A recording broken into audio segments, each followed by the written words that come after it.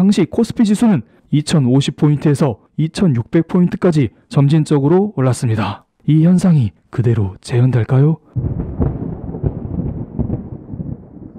구독자 여러분, 안녕하세요. 최근 라이브를 통해 순한맛 블랙으로 인사드리다가 다시 매운맛으로 변신하려니 조금 어색하네요. 다시 인사드리겠습니다. 매운맛 블랙입니다. 오늘 미중 무역 협상에 대한 이야기를 해볼까 합니다. 다가오는 15일, 미국과 중국은 백악관에서 1단계 합의문에 공식 서명할 예정입니다. 이런 기대감으로 인하여 미국 증시는 신고가를 경신하는 모습을 보여주고 있습니다.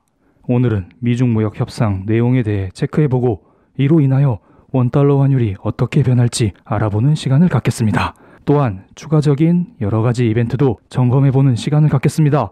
1월 13일 매우 의미 있는 뉴스가 하나 떴습니다. 미국이 중국과 1단계 무역 합의를 앞두고 환율 조작국 명단에서 5개월 만에 중국을 제외시켰다는 소식입니다.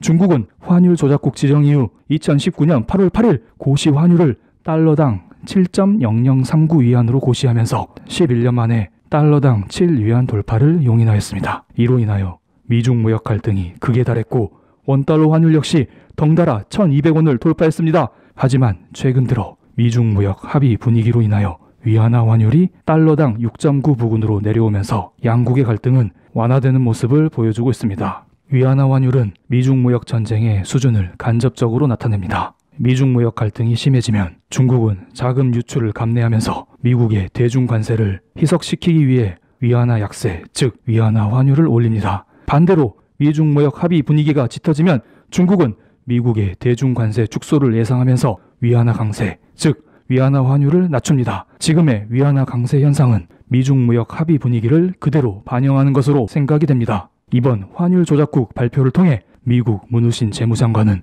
1단계 무역 협상에서 중국이 경쟁적 환율 절하 제한과 관련된 강제력 있는 약속을 시사했다고 밝혔습니다. 즉 중국이 더 이상 인위적으로 위안화 약세를 유발하지 않겠다라고 말했다는 것입니다. 이는 향후 위안화 절상 움직임을 불러올 것으로 생각이 됩니다. 솔직히 중국의 경제력을 봤을 때 1985년 일본 엔화가 강제로 2배 절상되었던 플라자 합의만큼의 효력을 불러오기에는 어렵습니다만 이번 위안화 절상을 통해 어느 정도 원화도 같이 절상되면서 덩달아 원달러 환율도 하락할 움직임을 보이고 있습니다. 그런데 이번 발표에서 문우신 재무장관은 중국, 한국, 독일, 아일랜드, 일본, 싱가포르, 스위스, 베트남 등 10개 나라에 대해 관찰 대상국 지정은 지속할 것이라고 밝혔습니다. 이건 중요하지 않습니다. 지금 중국이 환율 조작국에서 해제됐다는 것이 중요합니다. 왜냐하면 그동안 미중 1단계 합의를 진짜 하는 거냐, 연기되는 거냐 말이 많았습니다.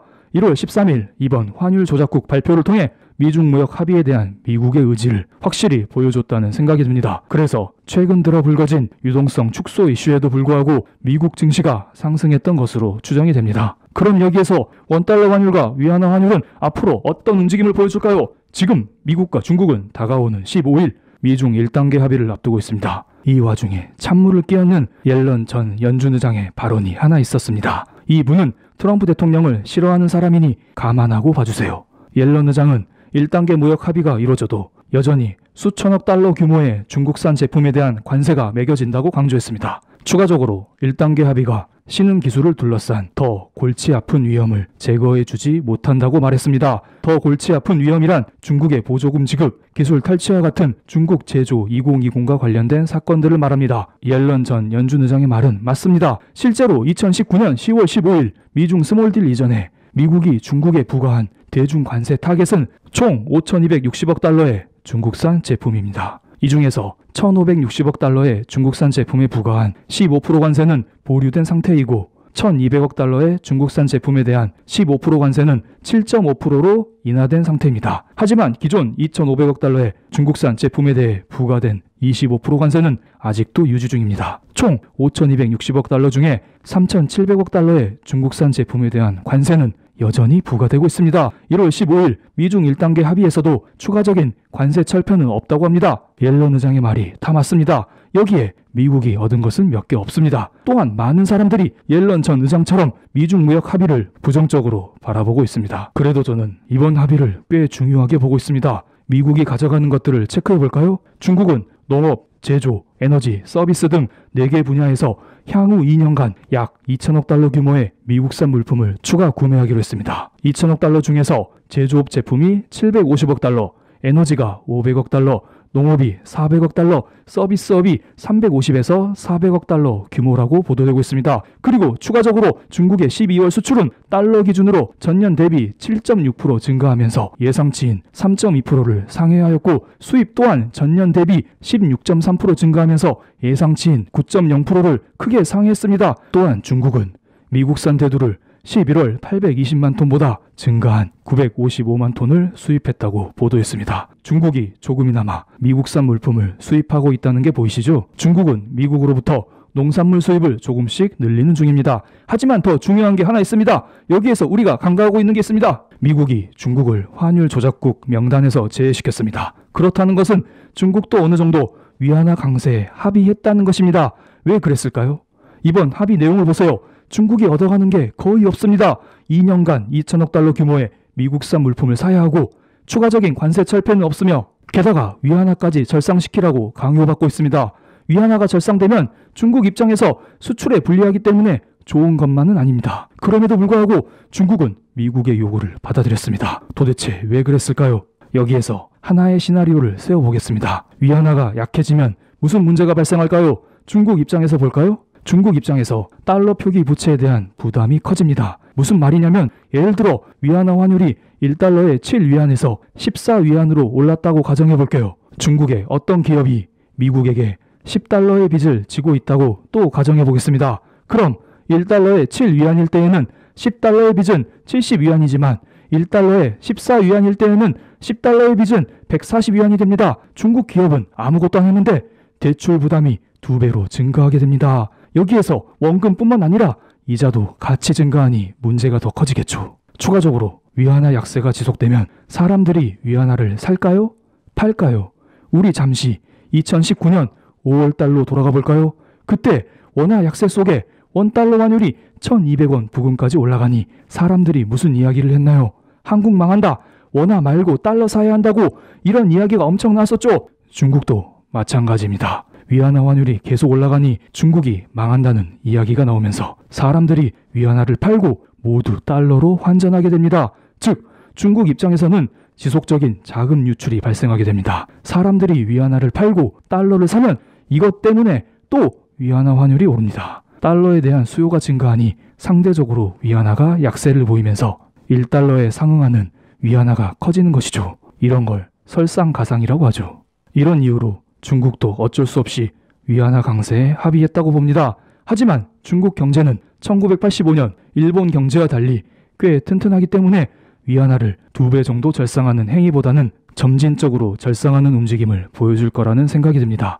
여기에서 기사 하나 보겠습니다. 월가의 한 자산 운용력은 이번 합의로 중국 금융시장이 정말 개방될 것으로 본다며 월가는 금융 서비스 섹터를 주목하고 있다라고 말했습니다. 중국은 이번 합의를 통해 45조 달러 규모의 자국 금융시장을 개방하기로 했습니다. 그동안 중국은 해외 금융사가 금융사를 세울 때에는 반드시 중국 기업과 합작을 하도록 강제해왔습니다. 하지만 이번 합의로 외국 기업들은 이달부터 100% 지분을 소유한 보험과 선물회사를 설립할 수 있게 되었습니다. 또 다가오는 4월부터는 지분 100%를 보유한 뮤추얼 펀드 면허도 신청할 수 있게 되었습니다. 이게 가시화되면 어떻게 될까요? 해외 기업들이 중국에 들어와서 어떻게 할까요? 기본적으로 달러를 위안화로 바꿔서 법인을 만들든 기업에 투자를 하든 뭐든 할 거라 봅니다. 그렇게 되면 자연스럽게 위안화 강세가 촉진되면서 추가적인 위안화 강세가 유발될 수 있습니다. 지금 위안화 환율이 달러당 6.9위안 부근입니다.